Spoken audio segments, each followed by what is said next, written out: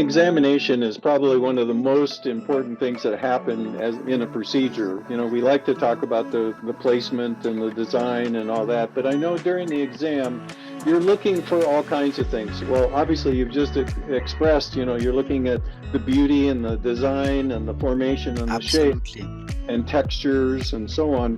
But, you know, oftentimes, you know, I guess I'm leading up to, you know, sometimes we need devices other than X-ray to see, you know, like cracks and things like that. And I wonder, Totally, totally. do you use transillumination, and Ah, have yeah, you? yeah, absolutely, absolutely. I mean, if you look at my book that's behind me, there's a whole segment about transillumination, and the of course the Microlux light is absolutely essential, not only for detecting cracks, but localizing caries. Sometimes, you know, when you have a very thick molar and you see a caries on the X-ray, but you don't know where it is in the marginal ridge. Is it a little bit lingual? Is it a little bit buccal? Where is it?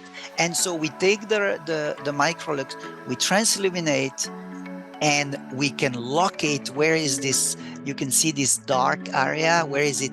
Is it Mhm. centered on the contact, or is it slightly shifted? So often I have to use the transillumination in order to know exactly where to open without destroying the entire ridge. And again, you see, this is biomimetically driven Yeah, because we want to save, right? And yes, when you don't use those tools, you might open completely off the center of the lesion, and then you remove useless enamel, intact enamel in your opening. So this is absolutely fundamental. And another tool that I use a lot is, of course, the Rite-Lite PRO for the color selection, because we know that if you select shade based on natural daylight changes all the time, and so you need a standardized light source, and it's very important. And even if my brother was here, he would tell you he always uses standardized light sources for shade selection for ceramics, mm, and we should do the same for composites. And now we have additional tools that are given by those new devices, which is the fluorescence, different temperature of lights, to start to understand how the restoration behave under different lights. And I think this is yeah, fantastic. Fluorescence is a great tool for quality control. I like to use, one was doing a composite for a patient, and I'm done, I'm beautiful, I'm so happy. I take my fluorescence light and I see white fluorescent fibers yeah, at the yeah, surface of my restoration. And I'm like, what is that? And I look closer, and the student tells me, take a picture with this micro brush. And the micro brush was lightening like a bulb in fluorescence. uh, So the fluorescence option is very important also for quality control. So now I did what I call pure cosmetic dentistry, because I had to shave the hair. So I do hair removal on the surface of my restoration. That's real definition of cosmetic in dentistry. Anyway, so quality control, and then fluorescence of the material. Now, fluorescence. Why is fluorescence important? I have to tell you, it's not important because of the shade of the restoration in daylight. That's not why we do fluorescence. Fluorescence is important because you always end up in a, glow in the dark mini golf with your kids, laser tags, and for those who are in the nightlife, in a nightclub, right, with black light, yes, and suddenly you smile and like, oh my gosh, this tooth is black. It's like it's yeah, missing. Right yeah, now, you lose your date, or you scare a kid, and the parents are suing you because of the emotional damage because of a stupid non-fluorescent material, right? So yeah, we yeah, are laughing, but I've heard really yes, colleagues telling me they had very mad patients because they didn't yeah, know composite they used was fluorescent, and ended up in a yeah, nightclub with black lines that were unexpected. So that's why I yeah. think fluorescence is very important. So yes, and those are great product. I loved, transillumination for cracks, caries localization, and then the shade selection light. Another thing I do with the Rite-Lite is I take a picture through my phone, and then I bring the picture in a computer software where I can actually color pick.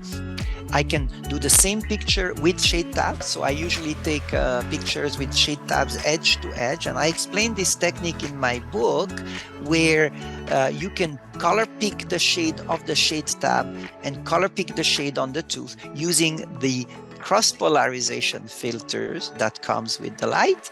And with the cross polarization, your shade selection is very accurate, and you can compare those values using any imaging software or even presentation software, where you can make little discs and color pick the color of the tooth, color pick the color of the shade sample, and you make big discs like that, and you color pick the color of the discs using those selections, and you can compare the shade of those discs like that. So you can make a very electronic, if you want, a shade selection using the pictures taken with your phone using this light. I am so happy to hear you say this for a number of reasons, but Dr. Josh Friedman, who developed these products and is the proud owner of AdDent, will be glowing when he hears you. Oh no, absolutely. We've been working together for a long time, and I know Josh, and great ideas, great products, I have to say, and always been very supportive of what we do. So extremely appreciated. There's more coming soon in the order of fluorescence. Fluorescence is being added to a Microlux at exactly 405 nanometers, and there will be two versions of it. One a regular Microlux, and then one that's what we call DW. Will be dual wavelength. Will be both transillumination and the ability to fluoresce. The whole purpose is to expose bacteria and to be able to expose biofilm. And some of the tips we have. And old restorative materials.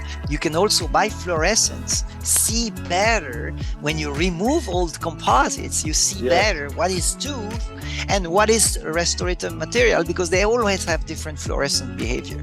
And that's a big advantage of fluorescence too that I forgot to mention. Yes. No worries, and we'll probably be sending you one or two of these devices for you to examine and get feedback on, because we think it's real important, especially with the minimally invasive dentistry is gaining slowly, but more so in Europe, of course, than here. And so most of these are going to go to my friends in Europe because they're trying to identify that line where you place material or you go deeper. And selective caries removal is also a biomimetic approach. I was educated for total caries removal when I was at dental school, and it was terrible. We exposed so many pulps, right, that didn't need to be exposed. So there's a lot of research to do. I mean, the research has already been done, if you want, but maybe to redo and reconfirm, to say that, at one moment, if the pulp is healthy, you have to stop removing caries. And there is a moment where it is becoming counterproductive. We know that bacteria, once sealed well by the restoration, are going to die or remain dormant, and the pulp will react and fabricate tertiary dentin facing that lesion, and it's better than just removing the lesion and exposing the pulp, and then you deal with a whole other series of problems. So yes, very selective caries removal, and I'm sure fluorescence will help. Yeah, we're going to do everything we can to promote this in that regard, because after the last 22 years, I worked for a company that was specialized in pulp, calcium hydroxide products, and so on and so forth. So we were always trying to save pulps. The heart of the tooth. Absolutely. That's the thing, I always say, you cannot win the Olympic Games of restorative dentistry with a dead tooth. We need a vital pulp.